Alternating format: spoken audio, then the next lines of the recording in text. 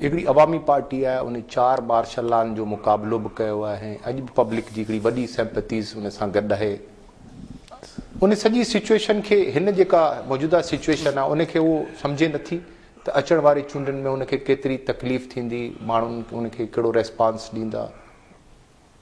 लॻे थो त कोन था सम्झनि, लॻे थो त हिननि जा इरादा इहा आहिनि त हाणे ज़रदारी इहो थो चाहे त मां हाणे पंहिंजी पार्टी ठाहियां, इन्हीअ पीपुल्स पार्टीअ मां भुटनि जी पीपुल्स, हालांकि अञा ताईं जीअनि ई साह ई भुटनि जे नाले में था खणनि, पर अंदरूनी तौर ते इहे रिथाऊं नज़र थियूं अचनि त हिन पार्टीअ में हाणे ज़रदारी जेको आहे सो उहो पंहिंजो लेबल इन ते हणे, सो उन में हो भुट्टोज़ वारी जेका पार्टी आहे उहो तव्हां सम्झो था त हाणे उहा ख़तमु थी चुकी आहे, थींदी थी वञे ख़तमु। उहो ज़ाहिर आहे त इहे शिकायतूं जेके आहिनि वर्कर उहे पाण ई करणु लॻा आहिनि, पार्टीअ में इख़्तिलाफ़ ज़ाहिर थियणु लॻा आहिनि, ऐं इहा जेका रिथ, इहा जेको मनसूबो आहे, इहो जेको इरादो आहे त हाणे ज़रदारनि जी पीपुल्स पार्टी ठाहियूं, उन्हीअ तरफ़ जेका पेशकदमी थिए थी उहा बजाए इन जे जो हिन पार्टीअ खे मज़बूत बणाए हिनखे कमज़ोर थी करे तमामु नुक़सान थो पहुचे। भुट्टोज़ छा पिया सोचीनि, छाकाणि भुट्टो फैक्टर पाकिस्तान जी सियासत ते तमामु घणो अरसो ताईं हावी रहियो आहे, ऐं अञा ताईं बि भुट्टो फैक्टर जे करे ई जेको आहे माण्हू वोट ॾियनि था। ज़ुल्फ़िकार अली भुट्टो खां मोहतरमा बेनज़ीर भुट्टो जी शहादत ताईं अॼु बि जेको वोट पवे थो उहो इन ई फैक्टर जे हवाले सां ई पवे थो। हाणे भुट्टोज़ छा पिया सोचीनि, भुट्टा इहो था सोचनि त भुटनि जा वारस भुट्टा ई आहिनि, ऐं अॻे जेको असांजे फैमिलीअ में अफ़सोसनाक इख़्तिलाफ़ हुयो त उन में पाण भुटनि जो भुटनि सां टकर हुयो, ऐं तंहिंजे करे के भुट्टा अॻिते वधी वेंदा हुआ त के पोइते रहिजी वेंदा हुआ। हाणे असांजी फैमिली हिकु आहे, असांजो हाणे भुटनि में कोई इख़्तिलाफ़ न आहे, ग्रुप्स न आहिनि, कोई इख़्तिलाफ़ कोन्हे, कोई ग्रुप्स कोन्हे, अॻे बि कोन हो, शख़्सी इख़्तिलाफ़ त कोन हो, सियासी फ़र्क़ु हुयो, पर हाणे उहा जेको सियासी इख़्तिलाफ़ हुयो उहो बि दूरि करण जो असां फ़ैसिलो कयो आहे, ऐं हाणे जेको मैदान थींदो, जेको मुक़ाबिलो थींदो सो भुटनि ऐं ॿियो जेको हूंदो उन सां थींदो, ऐं हीअ नई सूरत हाल पैदा थी रही आहे जेका 70 खां वठी अॼु ॾींहं ताईं न रही आहे। पंहिंजो पाण खे असां नुक़सानु विधो आहे, विच में ॿियनि वेही होली मल्हाई आहे ऐं फ़ाइदा वरिता अथऊं, ऐं पेनुनि मां सरमाएदार बणिजी विया आहिनि। उहा सूरत हाल हाणे तब्दील थियण वारी आहे। भुट्टोज़ हिन सॼी सूरत हाल में नए इत्तमा जे वक़्त में उन जा सख़्तु मुख़ालिफ़ रहिया आहियो, हाणे उनजी मज़लूमियत जी ॻाल्हि कीअं था करियो? सही मुख़ालिफ़ रहियासीं, को जानी दुश्मन त कोन हुआसीं हुनजा, जॾहिं अरबाब हुनखे घटि वधि ॻाल्हाईंदो त हिन पीपलनि जा त वात ख़ुश्क थी वेंदा, कोई जवाबु न ॾींदो। मां ई हुनखे चवंदुसि त ख़बरदार हीअ असांजी नियणी आहे। असांजे ख़ानदान में वॾो ख़ानदान आहे, उन जूं 3 शाखूं आहिनि, उन में सियासी इख़्तिलाफ़ शहीद भुट्टे खां पोइ पैदा थिया, पर उहे त इख़्तिलाफ़ रुॻो मुंहिंजा त कोन हुआ, बेनज़ीर सां त संदसि वालदा जा बि इख़्तिलाफ़ हुया जो उनखे चेयरमैनीअ तां हटाए छॾियो हुन, संदसि भाउ जा इख़्तिलाफ़ हुया, ॿिए भाउ जा इख़्तिलाफ़ हुया, मीर मुर्तज़ा जी धीअ, शाहनवाज़ जी धीअ, उन्हनि जा इख़्तिलाफ़ हुया, पर जानी दुश्मन त कोन हुआ। इहे ख़ानदाननि में अॻे थींदो, अॻे बि थियो आहे। मूंखे यादि थो अचे त अयूब ख़ान जो भाउ सरदार बहादुर ख़ान, उन अयूब ख़ान जी असेंबलीअ में, नेशनल असेंबलीअ में लीडर ऑफ द ऑपोज़िशन हो पंहिंजे भाउ जे ख़िलाफ़ु, पर जंग त कोन्हे, ही तरारियूं खणी त कोन निकिरंदा, शादी गमी उथणु वेहणु उन में गॾु हूंदा, नज़रियाती ऐं असूली इख़्तिलाफ़। पर मूंखे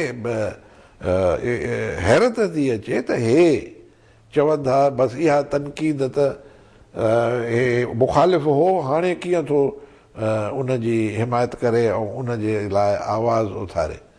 सो इन जो जवाबु हे इन तरह हिननि जूं मतियूं मुंहिंजियूं आहिनि जो सम्झी कोन था सघनि पिया। पहिरियों सबबु इहो आहे त तव्हां जेके इहा तनक़ीद था की हुनजे रत में होली मल्हाई आहे तव्हां, 3 दफ़ा इक़्तिदार जा मज़ा वरिता अथव, गोॾर बि सूट पायूं घुमंदा था वतन। तव्हांजो फर्ज़ हो इहो करण जो, हुनजो निमक तव्हां खाधो आहे। जंहिं सूरत में तव्हां हुन सां धोखो था कयो त पोइ असांजो फर्ज़ थो बणिजे त असां आवाज़ उतारियूं ख़ानदानी लिहाज़ सां, शख़्सी लिहाज़ सां। सो हे इन्हनि जूं मतियूं मुंझियूं आहिनि जो इहो तनक़ीद जो इहो नुक़्तो खणी बणायो अथव त सियासी मुखालिफ़ हुयो अॻे, सो हाणे कीअं थो हुनजो करे।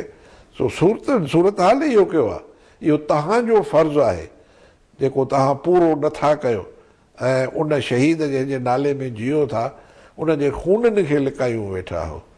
सो आहीनो मां तव्हांजो आहीनो थो बणिजां, पर उन में तव्हां शायदि एतिरियूं मतियूं मुंझियूं आहिनि जो उहो अहसासु तव्हांखे कोन थियो। तव्हांजी गिरफ़्तारी जेका आहे उहो छा हो? सही, गिरफ़्तारी त इहा हिननि जे मतनि मुंझण जो नतीजो हो। हे त हाणे बौखलाइजी विया आहिनि ऐं हिन में कुझु हुयो कोन। असां सां सिंधी अख़बारुनि जो सोटेली माउ वारो सलूक रहियो आहे घणे अरसे खां वठी। उहो ठीकु आहे पंहिंजी जाइ ते, जेकॾहिं असांखे सिंधी अख़बारूं, हालांकि असां सिंध जे कॉज़ में जिदोजहद कई आहे, ॿियो सभु कुझु छॾे जे हीअ पुलाव पॉलिटिक्स असांखे करणी हुजे त हीअ कॾो कयो आहे, मज़ा वठूं आहे, हिननि जी कहिड़ी अहमियत आहे।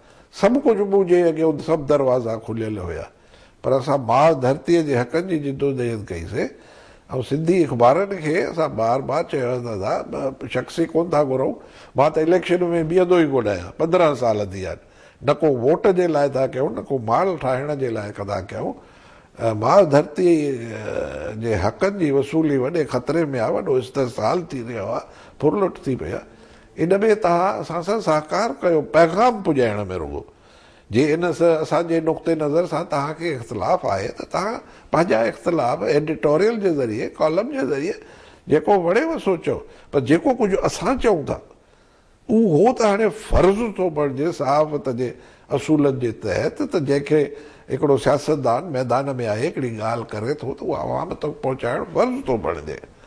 पर हे छा था कनि जो असां जेको चऊं था उहो त कोन था कनि, पर असांजी तनक़ीद थी थिए। हुकूमत जा चमचा, ख़ुशामदी, दरबारी, पघार ते माण्हू विहारिया अथऊं जेके वेठा ॿियनि जी किरदार कशी था कनि पिया, कूड़ा नाला हणी मिनिस्टरनि जा ऐं ॿियनि जा, पर सॼो कमु जेको आहे से पघारदार हिते वेठा अथनि बिलावल हाउस में, उहे था वेठा कनि।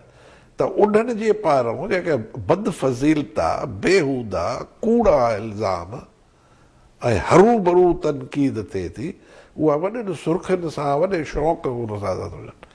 पर असां उन जे जवाब में उन्हनि जी लेवल ते त कोन था किरूं। अहिड़ो घटियापन असां त ॼाणूं ई कोन, पर उन जो जवाबु था ॾियूं त उहो ब्लैकआउट थो थी वञे। ममता साहिब, उन अख़बार जे जेको आहे चीफ एडिटर जो चवणु आहे त जेकी आर्टिकल तव्हां मोकिलियो उहो आर्टिकल में अल्फाज़नि जो इस्तेमालु अहिड़े अंदाज़ में कयो वियो जेको हिकिड़ो जर्नलिस्ट उन अल्फाज़ खे एज़ इट इज़ शाये नथो करे सघे।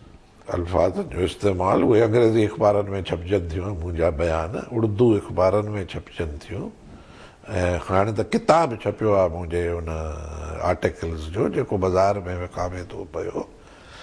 उन्हनि खे इहा जेका तहज़ीब आहे उन खां छा इहे अंग्रेज़ी अख़बारूं उर्दू अख़बारूं वाक़ुफ़ु कोन्हनि, रुगो सिंधी अख़बारूं उन्हनि खां वाक़ुफ़ु आहिनि। इहा ॻाल्हि न आहे। आर्टिकल छपनि न छपनि मूंखे हिन जी परवाह कोन्हे, ऐं इहा ॻाल्हि आहे ई कोन, इहो कूड़ था हणनि पिया। ॻाल्हि इहा आहे त असांखे गारियूं गंद था ॾियनि अख़बारनि में, सिंधी अख़बारुनि में सभु न। अच्छा, तव्हां इहे नथा सम्झो ममता साहिब, तव्हांखे हिते थोरो कटींदुसि त इन अख़बार खे इस्तेमालु कयो वियो, अवां जो मामिलो कुझु